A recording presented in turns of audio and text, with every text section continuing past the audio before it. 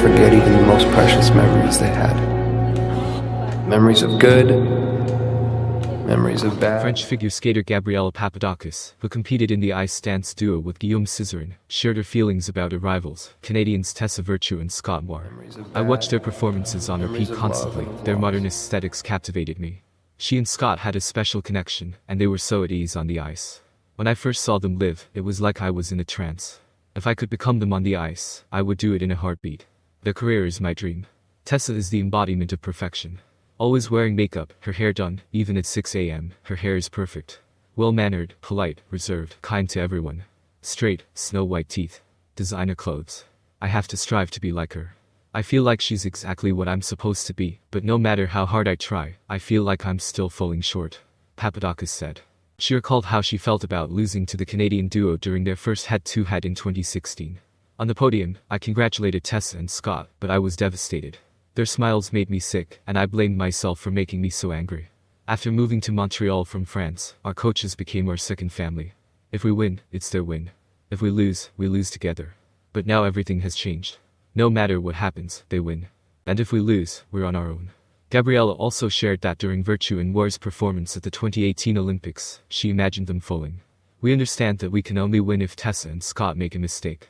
During their performance, I imagined them falling. Maybe I can knock them down with telepathy. But they finished the program without a single mistake, perfectly. Guillaume freezes next to me. We both seem frozen. While the judges are giving their scores, I continue to hope for a penalty, that the technical controller will notice some mistake that wasn't visible on the broadcast. After the scores appear, for a second, I believe victory is possible again. We win the free dance. But in the end, we still finish second. We were 0.79 points short. I congratulate Scott on the podium. He hugs me back and quietly whispers in my ear, "You made this really difficult for us," Papadakis wrote in her book, In Order Not to Disappear. Gabriella Papadakis' book is coming out, and its controversial quotes have been the talk of the town for a week now.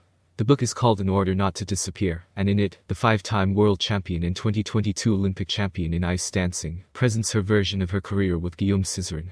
Judging by the lead quotes, this version is unpleasant for her former partner. Bossy, cold, I was afraid to be alone with him. It seems Papadakis has erased the image of the ideal duet, in which the skaters understand each other without words. The release date was chosen for a reason. The day before the rhythm dance at the pre-Olympic European Championships, where the main favorite is Cizeron, who is competing with a new partner, Laurence Fournier-Baudry, this season. In Order Not to Disappear resonated even before its release. Some defend Gabriella's right to her memories, while others consider publication on the eve of the Olympics a time-serving decision. Mario Bagrian-Siva read the book before its release and shares key quotes. 270 pages, 29 chapters, chronologically ordered. Some names in the book have been changed, perhaps on legal advice. But among the characters, it's easy to recognize Olympic champion Gwendal Pizard and some members of the Montreal Academy, where Papadakis and Cizeron trained. Gabriella begins with childhood memories. It was her mother who introduced her to figure skating. She grew up at the rink where her mother coached, and Gabriella quickly took to skating. It was her difficult relationship with her mother that shaped the figure skater's life for many years. I have a very strong and authoritarian mother. She knows what she wants and how to get it, from herself and from others. She gets angry quickly and rarely cries. For me, the skating rink is a place of constant tension. My mom never stops coaching me, from early morning until late at night. Gabriella, stop reading, it's time to sleep. How will you train tomorrow if you're tired? She wakes me up at 5 a.m. for the skating rink. My breakfast is a sandwich in the car, and I'm constantly, endlessly cold. I have no social life. Besides the rink, I study at a music school, so every minute is scheduled. School, violin, ice. If I don't have a competition, then there's a concert. At that time, I often have a nightmare. I'm locked in a glass box in my bedroom. Inside is a hamster wheel, in which I run non-stop. I'm suffocating, but mom is standing outside, yelling at me not to stop. Gabriella is growing up a shy and withdrawn child, having trouble getting along with her peers, and is very insecure about her appearance. Her mother is raising her alone, and there's never enough money. All the money goes towards figure skating and music lessons. They don't buy me clothes. I always wear the same ones. Another difficulty is that her mother constantly argues with Gabriella's partner. At age 9, Papadakis was paired with a boy a year older. Guillaume Cizeron, who lives in the same town, and everyone understands his talent. He knows exactly what he wants, and he always gets it. He's never wrong. Together with my mother, they could start World War III, so I'm quickly learning to be a lightning rod. They make all the decisions, together against each other. Off the rink, Guillaume and I are always together, too. We spend hours in the same car to competitions, drawing, fooling around, watching YouTube. Sometimes I spend weekends at his house. Papadakis and Cizeron began winning almost every competition they entered. Soon, they were being talked about as the new hope of French ice dancing. After his first junior season, Guillaume made a decision. They should move to Lyon. There was a strong school there, and they would have a better chance of succeeding. Gaby's mother was against it, but Papadakis chose Cizeron. I always felt caught between two fires, and eventually I completely lost faith in myself. I considered myself a poor skater, lacking my own ideas, capable only of doing what I was told. My mother and I became real enemies. She believed her strictness would save me from self-destruction. But I didn't know how to explain to her that I needed my mother, tenderness, and a break. After one argument with her mother, I was suffocating from her pressure. Gabriella took too many pills and ended up in the hospital. There, she had her first talk with a therapist. I was 16, and I didn't know how to explain it to him. I hoped it would give me the rest and break I so desperately needed in my life. My mother had become absorbed in her role as a coach. My partner, who had once been my best friend, began treating me like a subordinate. I felt incredibly lonely. I needed love, and I couldn't find it anywhere. Papadakis admits that she dreamed of leaving her native Clermont-Ferrand. I wanted success. I wanted to change my life. And when Guillaume opened the window to Lyon, I knew it was my chance. At their new school, Papadakis and Cizeron were coached by Romain Haguenauer, with whom they would spend their entire careers. And with him, they would move to Canada, where the world's premier ice dance center, the Montreal Academy, would soon be established. Gabriella often recalls her main rivals, Canadians Tessa Virtue and Scott Moir. Their career is my dream. And with jealousy over the Canadians switched to Montreal coaches before the 2018 Olympics. Damn.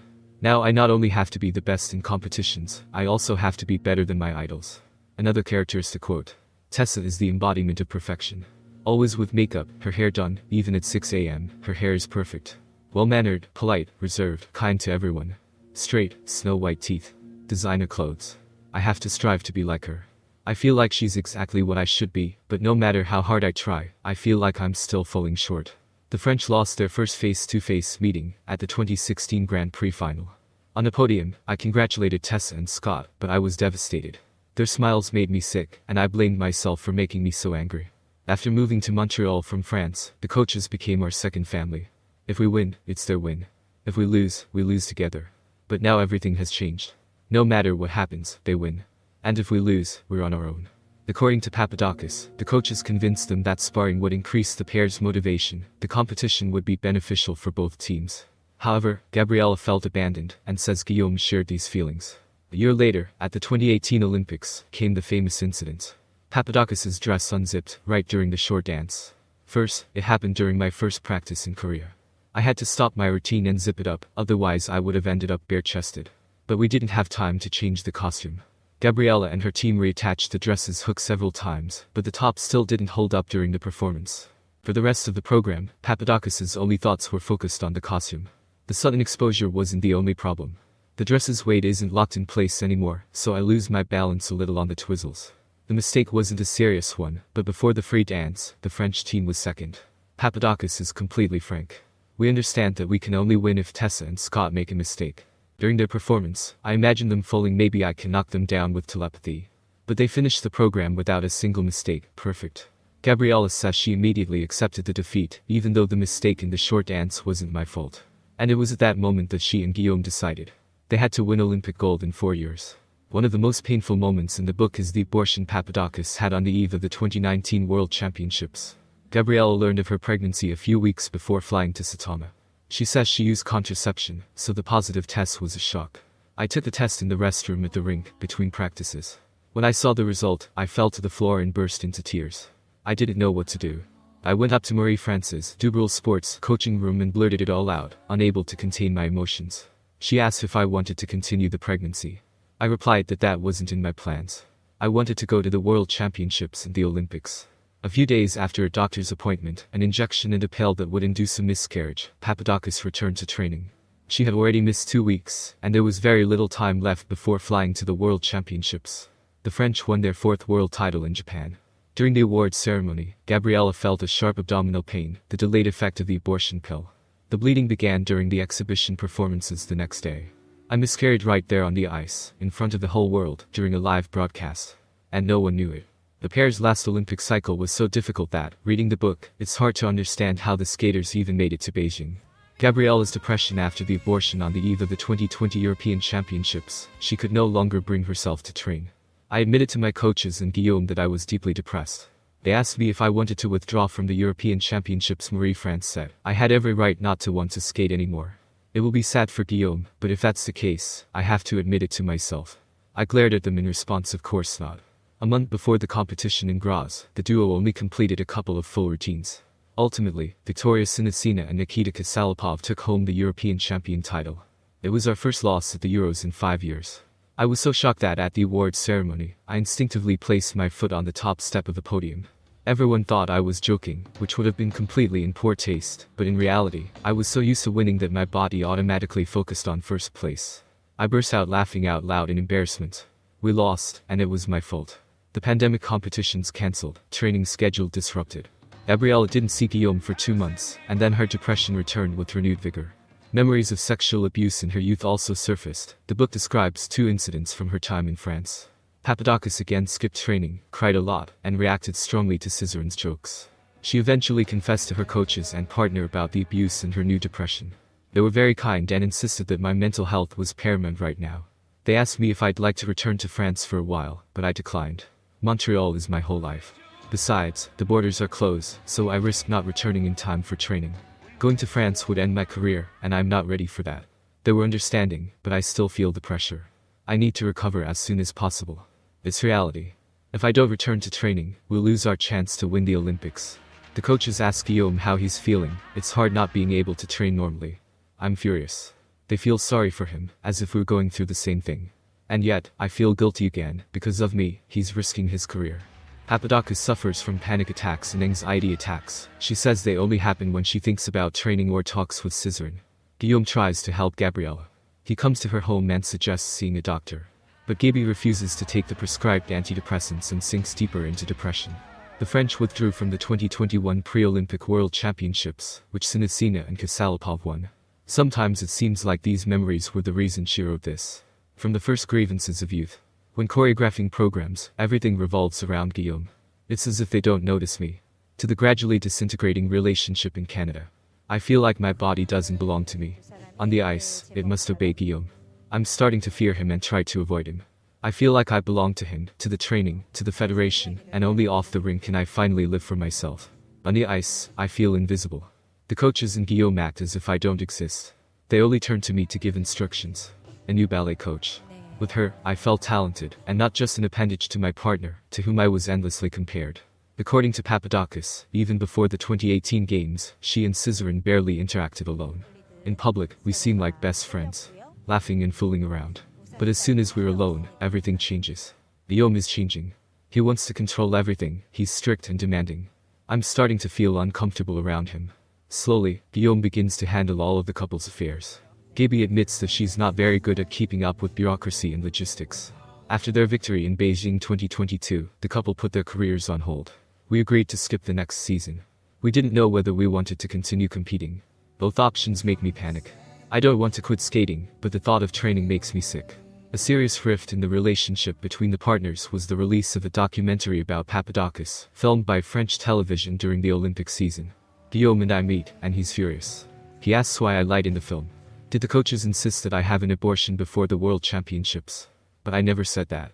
My words were loosely translated in a review of the documentary on YouTube, and people picked up on that version. Guillaume argues with Gabriella. He disagrees with her interpretation of events. After the conversation, Papadakis meets with Marie-France Dubreuil and Patrice Lauzon to apologize. The coaches ask if Gabi has any complaints against them and are denied. Gabriella hires lawyers and spends $13,000 trying, unsuccessfully, to remove the film from the internet. I begin to doubt my psychological stability. Am I going crazy, since I can't remember anything? Very soon, I begin to think I have schizophrenia. A little later, Papadakis begins to have suicidal thoughts and suspects epilepsy, but doctors give a different diagnosis. Psychogenic non-epileptic seizures associated with stress. Despite the difficulties, Papadakis and Cizeron are considering a return to professional sport. Guillaume wants to return as soon as possible. I don't want to rush. We need to properly prepare, learn new choreography and lifts, and change our style a little. Yes, we've had some difficult times, but I think it's important to strengthen our friendship and end our story beautifully. This beautiful comeback is met with a sad reality. The partners are no longer listening to each other, and even family therapy is of no help. Papadakis makes an ultimatum. She's ready to continue only if Guillaume changes. In response, Guillaume explodes. He's tired of adapting to me because instead of taking initiative, I only make accusations. He thinks I'm playing the victim, I have communication problems, and he feels completely alone in our team. The scandal involving Canadian ice dancer Nikolai Sorensen has completely dashed any chance of a comeback. The sexual harassment allegations against Sorensen have brought back memories of her own traumatic experience in Gabi. She categorically told her coaches that she refuses to share the ice with the Canadian. I'm overcome with genuine rage. A rage I've never allowed myself to feel. I'm overcome with everything I held back when I experienced sexual abuse myself. I'm sickened by the thought of being in the same photo with N. Sorensen isn't mentioned by name in the book, Sportscom, of being associated with him, given the protection the Academy continues to provide him. A year ago, I confided in Guillaume that I was considering filing a complaint against one of my abusers. He replied that if I did that, he wouldn't want to skate with me anymore. At the time, I thought it was because he didn't want to go through that process for the sake of his mental health. I respected his choice and gave in. But now I see an unbridgeable gap between our values. Gabriella learned by chance that Guillaume had teamed up with Laurence Fournier-Baudry, the former partner of that same Nikolai Sorensen, from her friend, American figure skater Madison Hubble. I felt betrayed. Yes, after 20 years of my career, I decided to leave, but in reality, I had no choice. 2 paragraphs below, however, it turns out that Cizeron had tried to contact Papadakis a few weeks earlier. But she didn't open the message. The sight of her former partner's name on the screen still gave her panic attacks. He probably wanted to tell me everything himself. But to be honest, it wasn't that important for me to hear it from him. I gave up on our relationship a long time ago and don't expect anything from it. Gabriella also cut ties with her coaches. Like a record, they keep telling me the same thing. Guillaume tried so hard, and I'm very fragile, wounded by past experiences, so I take everything so seriously. They chose to turn a blind eye, to continue supporting his career, to keep the machine running, without taking responsibility for anything. Gradually, I realized that for my own well-being, I needed to sever ties with everyone who remained close to Guillaume. It seems the words of Papadakis' agent were the trigger for writing the book. It's funny that neither Guillaume nor your former coaches mention you. They act as if you never existed, as if they're trying to make you disappear. The book ends with an emotional monologue. It's easier to erase myself than to explain why I'm not there now. I realize. I will stop being afraid. I will skate, dance, sing. I will give my voice and body the right to exist. I will reject violence and silence. I will learn to treat myself gently and not be afraid of my own anger. I will stop hiding. I will write to tell the world who I am. And not disappear. On the eve of the European Championships, Cizeron commented on his former partner's words for the first time. First, he spoke carefully in an interview with the French publication L'Equipe. For 20 years, I worried deeply about her.